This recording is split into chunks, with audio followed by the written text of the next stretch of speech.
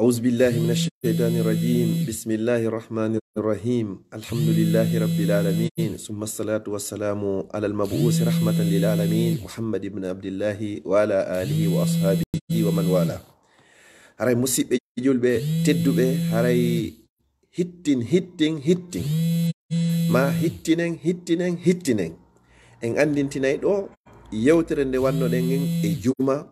hecci hanki ma hecciti hanki ko nde wondi e nafoore mayre on ko ɗuuɗi kon ko ɗum tawata he yiltitike ɗo kadi ka ñalorma hun ɗo e lawade ko honɗum woni ɗum hande ko 14 jemma hande ko tenen o jemma wonɗo e arde ɗo tenen hino wetude talata ko o sallallahu alayhi wa sallam maaki e hadisi selluɗo kenkeren wondema jongandema ka nange ngen fuɗi afwan jongandema ka nange ngen muti hande Allah subhanahu wa ta'ala o tippoto e o kammu hikkiɗo en ɗo o tippo ɗo o lando ko hombo woni bakkatu mari bakkatu o torolan mi yafomo ko hombo faala goɗɗum o torolan mi okkora mo ko hombo faala arsike o torolan mi okkora mo ko hombo faala mari bakkatu o torolan mi yafomo ko hombo huli goɗɗum o torolan mi dandamo ɗum koye o jemma nisfu sha'ban ko ɗum woni ñande 10 jemma e 15 sabbordu sumaye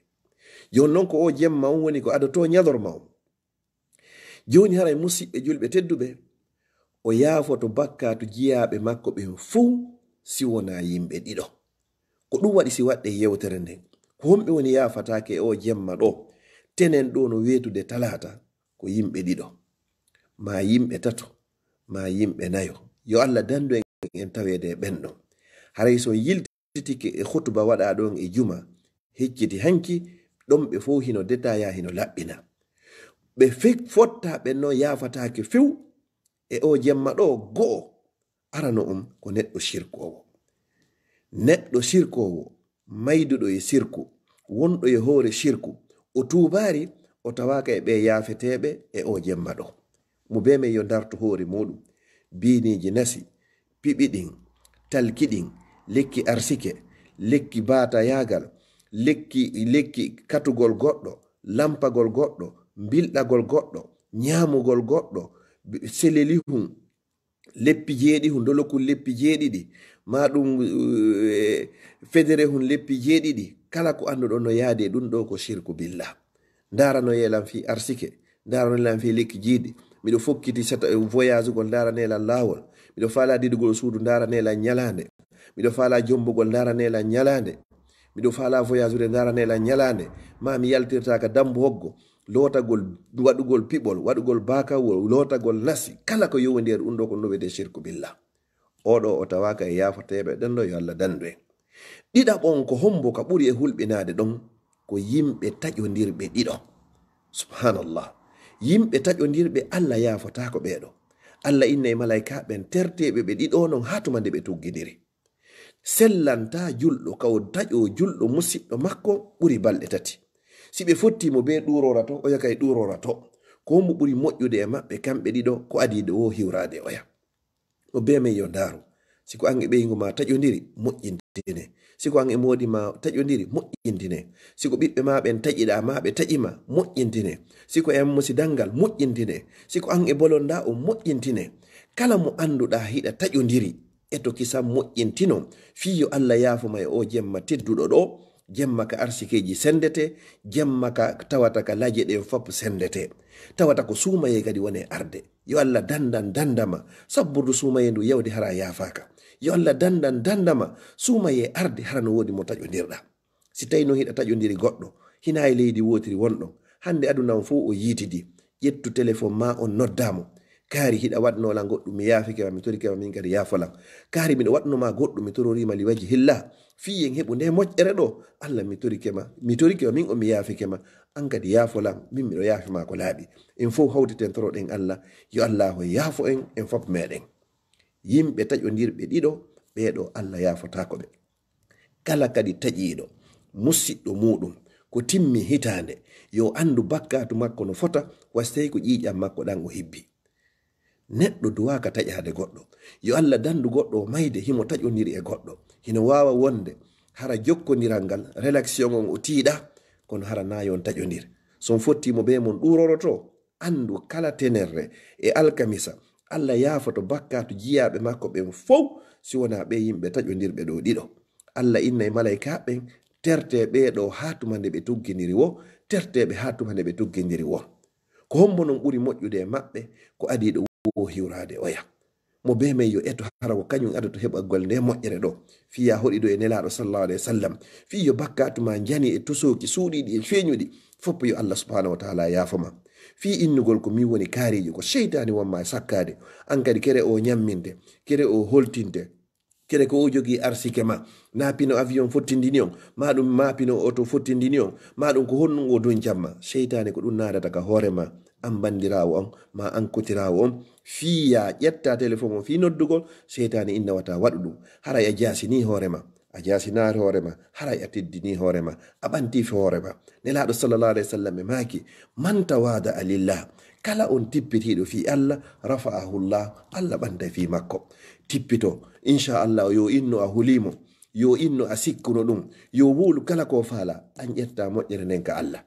wallahi musidɗo julɗo tedduɗo bandirawo goto meɗen anda ni ko fana woni ko salmina ɗo goto men anda si alan sara tawa e ɗum dari musidɗo meɗen fatiɗo ɗo hecciyanki hino lotani juma ha moƴƴi hino faala tottoygol juma ko ɗon o yani o faati ɗon o maayi ɗon no toro Allah yo Allah on yaafumo musidɓe julɓe tedduɓe mo be meɗen yo darto hoore mum ko adi lawade goto e meɗen mara garanti sabbordu sumaye aroru ndu pellet ndu tawdete e wonki a anda ko honɗum Allah maramma a anda ko sendete e nder o jemma ɗo ko honto Allah watta listima on si tawi ka mayoɓe e si tawi ka wuroɓe koye nder o jemma ɗo Allah sendata arsikeji jiyaɓe makko ɓe koye nder o jemma ɗo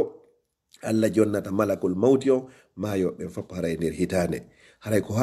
honɗum ɓuri e moƴƴude ko wurnitirta o jemma ɗo hande ko 14 ɗum horugol ɗum no moƴƴi nelaɗo no maki kala horuɗo 13 14 15 kala lewru imo bari baraji horuɗo lewru num fuu mamo mari baraji horuɗo hitande wakkilo tinno fewno ka cellal woodi ɗo no woodi faalaɓe horugol hara cellal ala no woodi faalaɓe horugol hara hiɓe joga no woodi faalaɓe horugol hara ko sabu nguli ɓe wawata horude an Allah wokkorma cellal no wakkarma ko ñama mo jonnuma liberté wakkilo hoora kala horuɗo ñallal gotal pette hara ko fi Allah